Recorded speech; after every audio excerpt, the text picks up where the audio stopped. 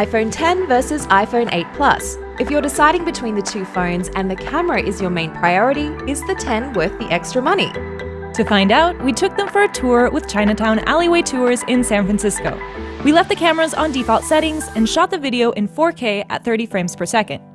Now bear in mind that the screen you're viewing this on will make a difference in how you perceive the images. If you're looking at photos on the phones, they're going to look nicer on the 10 because of that OLED screen. That doesn't mean they're actually better though.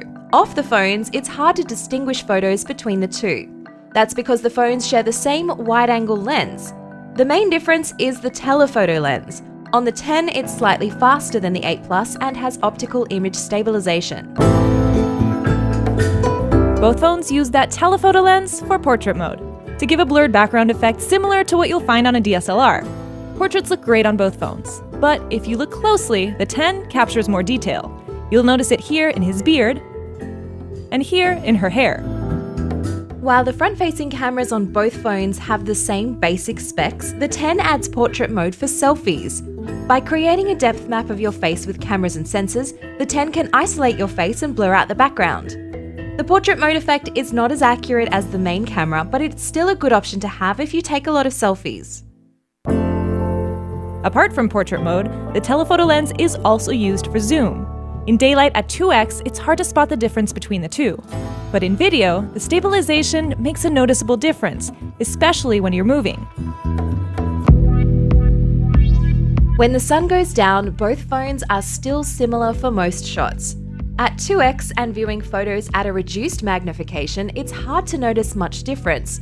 If you look closer though, you do see a difference in sharpness and detail, like this shot on the bar aquarium. For video, it's hard to notice any big differences between the two. They're good for phone cameras, but still do show a lot of noise in low light. Where the 10 really shines is for low-light portrait mode. Even in the dark, Lexi's face looks sharp and well lit on the 10. The 8 Plus is darker and more grainy. For video, if you're hardly moving, the stabilization won't make that much of a difference. Going into this, we expected there to be a bigger difference between the 10 and the 8 Plus. But it turns out it's not a huge jump in image quality between the two.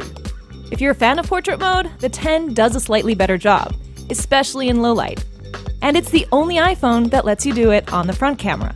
But it's at least a $200 difference in price between the two, which seems like a high price to pay if your main interest is the camera. But of course, that's not the only upgrade you're getting if you choose the 10.